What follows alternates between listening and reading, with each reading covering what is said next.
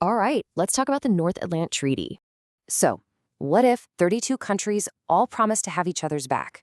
I mean, it sounds kind of like a superhero team up, right? But it's totally real.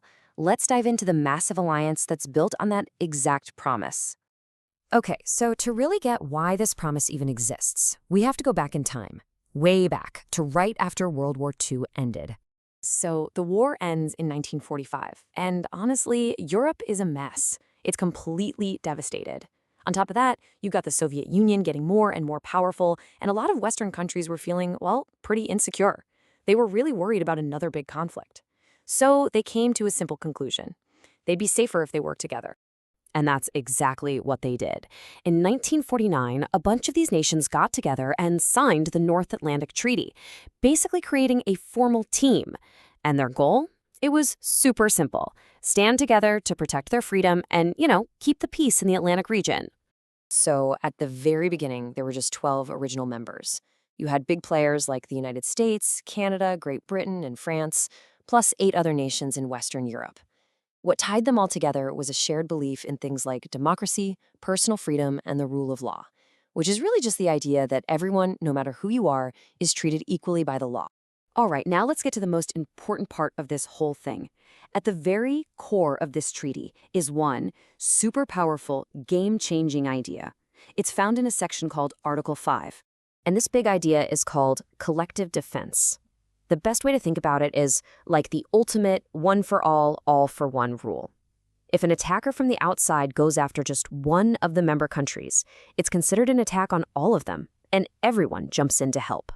Yeah, that single idea, an attack on one as an attack on all, is the absolute heart of the treaty. It's a promise that no member country ever has to face a huge threat all by itself.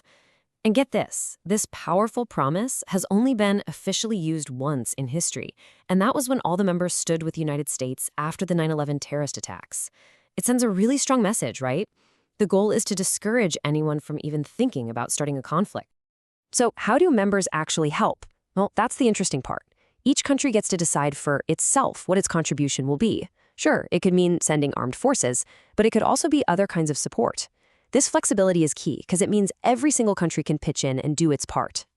Okay, so we've covered the why. Now let's talk about how this alliance actually works today. How has it grown, and how do all these countries make decisions together? Like we said, back in 1949, it all started with just those 12 founding members. But wow, has it grown since then? Fast forward to today, and the alliance has expanded to include 32 different nations from all across Europe and North America. That's a huge jump. And their political headquarters, basically the main hub for all of this, is in Brussels, Belgium. Think of it as the nerve center. It's where representatives from all 32 countries get together to talk things over, line up their plans, and make big decisions.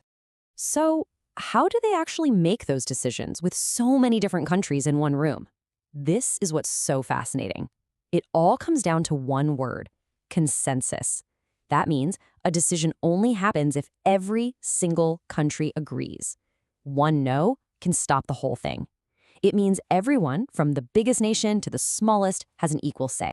Now, let's talk military stuff. It's important to know that every country still has its own national army. But, and this is a big but, their forces train together all the time. They use standardized equipment and have coordinated defense plans so that if they ever have to work together in a crisis, they can operate like a single, well-oiled machine. It's all about teamwork. All right, so the alliance has been around for over 75 years, and let's be real, the world has changed. A lot. And that means the threats to security have changed too. Back in 1949, security was pretty straightforward. It was mostly about tanks, planes, and soldiers. But today, the challenges are way more complex, and a lot of them you can't even see. Just look at the kinds of modern challenges we're talking about. We're not just dealing with tanks anymore. We're talking about things like massive cyber attacks that could shut down an entire country's power grid, or disinformation, which is basically just spreading fake news on purpose to cause confusion and chaos. This mix of different tactics, both online and offline, is something experts often call hybrid warfare. And this is a really huge update to that original one-for-all promise. The alliance has made it official. A major cyber attack could now trigger Article 5. That means a massive digital attack can be seen as the same as a physical military one. That's a game changer for the 21st century. So, as the world keeps evolving, the alliance has to evolve right along with it. It's already looking ahead, focusing on new frontiers like artificial intelligence and even security up in space.